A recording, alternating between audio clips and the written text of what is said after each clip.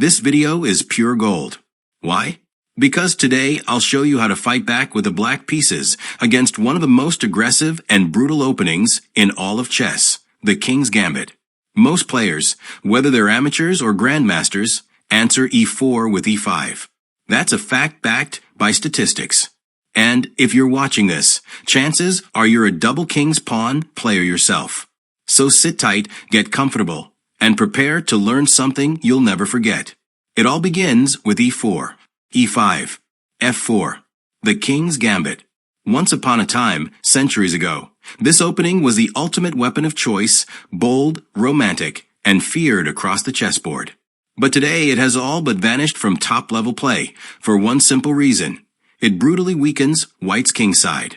Still, the King's Gambit is all about seizing the initiative as early as move 2, a daring attempt to dictate the game right from the start. Risky? Absolutely. But as you can see on the screen, this opening has been played over 96 million times on Lichess. Which means one thing, you've either already faced it or sooner or later you will.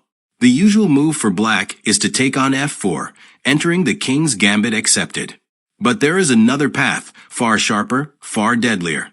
Here, we play d5, the Falkbeer Countergambit, a fearless weapon against the King's Gambit. And you might be wondering, why choose this line? The answer is simple. It's easier to learn, it demands far less memorization, and it gives us exactly what we want, an open battlefield for our pair of bishops. That's always a critical factor in positions like the ones we're about to see. Wide open, sharp, and full of possibilities. Quick pause. Don't forget to smash that like button and drop a comment below. It helps the channel tremendously, because that way the algorithm pushes these videos to more and more people. Your support means the world. Thank you. Okay, let's continue with our mini study. Here, the typical response from White here is e takes d5. This is the main line, the one you'll face most often. The second option is much less common, knight f3. Here, we respond with e takes f4, and White plays e takes d5. Now, capturing with the queen on d5 would cost us time after knight c3, so instead, we play knight f6. Let's look at some options for White. The most common is bishop c4. We reply knight takes d5, castle, bishop e6. This transposes into the main line, which we'll explore in detail later, so we won't dive deeper right now. Another choice for White on move 5 is c4, defending the d5 pawn. We counter with c6, and if d takes c6, we recapture with the knight, gaining a lead in development. That's why White usually prefers d4. We continue bishop b4 check, knight c3, c takes d5, bishop takes f4. Castling, and from here, moves like knight c6, bishop f5, or bishop to g4 give us a slight advantage. Finally, let's examine White's third option in this line, bishop e5 check on move 5. We answer with c6, d takes c6, knight takes e6, and from here, we can proceed with bishop d6, castling, bishop e6, and so on. Black stands solid and ready. Let's return to the main line.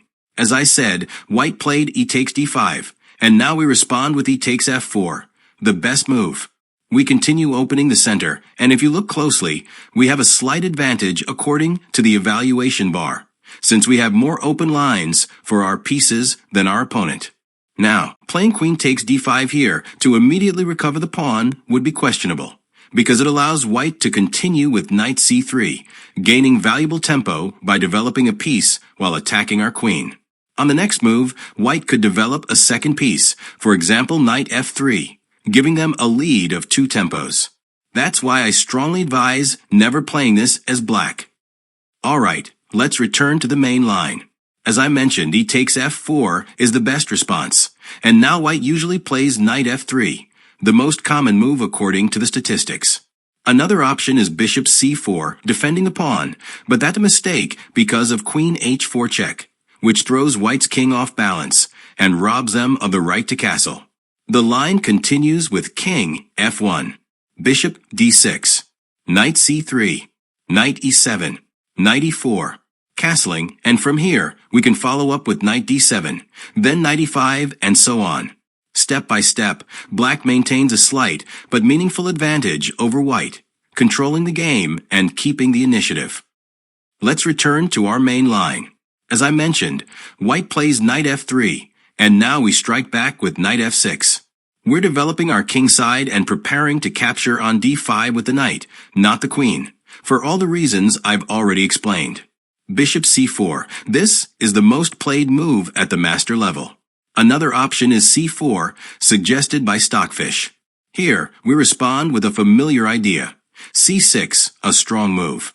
The plan is to recapture on c6 with the knight, gaining development if white plays d takes c6.